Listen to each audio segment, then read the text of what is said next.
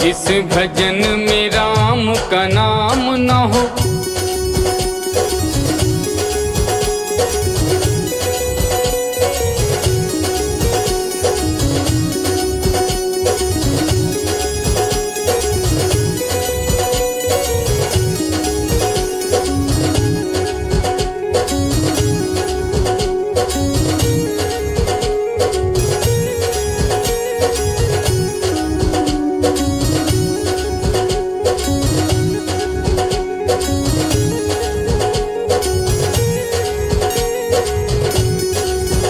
जिस भजन में राम का नाम न हो, उस भजन को गाना ना चाहिए।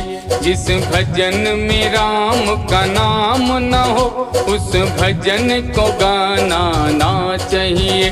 उस भजन को गाना ना चाहिए, उस भजन को गाना ना चाहिए। जिस भजन में राम का नाम न हो, उस भजन को गाना ना चाहिए।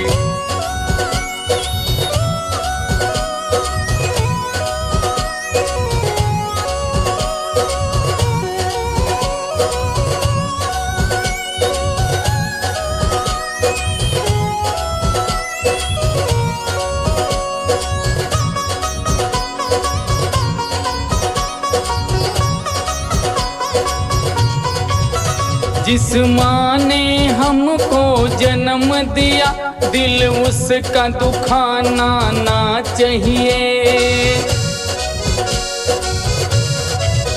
जिस माँ ने हमको जन्म दिया, दिल उसका दुखाना ना चाहिए।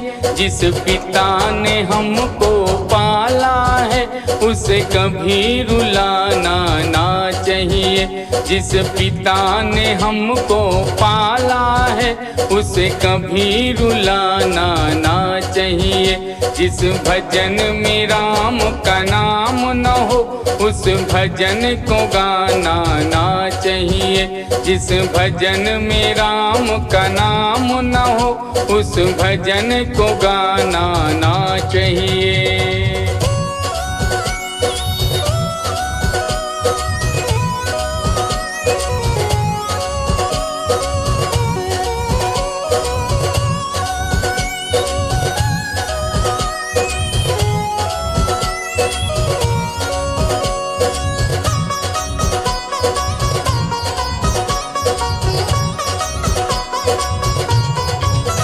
चाहे बेटा कितना प्यारा हो, उसे सर पे चढ़ाना ना चाहिए। चाहे बेटा कितना प्यारा हो, उसे सर पे चढ़ाना ना चाहिए। चाहे बेटी कितनी लाडली हो, उसे घर घर घुमाना ना चाहिए। चाहे बेटी कितनी लाडली हो, उसे घर घर घुमाना ना चाहिए। जिस भजन में राम का नाम न हो, उस भजन को गाना ना चाहिए। जिस भजन में राम का नाम न हो, उस भजन को गाना ना चाहिए। उस भजन को गाना ना चाहिए, उस भजन को गाना ना चाहिए। जिस भजन में राम का नाम न हो, उस भजन को गाना ना चाहिए।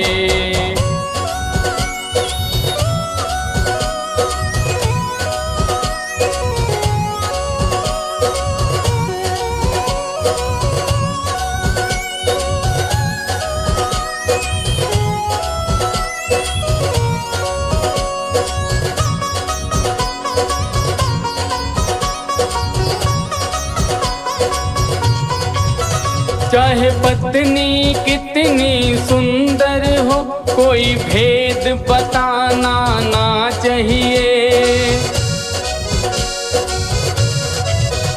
चाहे पत्नी कितनी सुंदर हो, कोई भेद बताना ना चाहिए। चाहे भाई कितना बैरी हो, कोई भेद छिपाना ना चाहिए। चाहिए। चाहे भाई कितना बैरी हो, कोई भेद छिपाना ना चाहिए। जिस भजन में राम का नाम न हो, उस भजन को गाना ना चाहिए। जिस भजन में राम का नाम न हो, उस भजन को गाना ना चाहिए।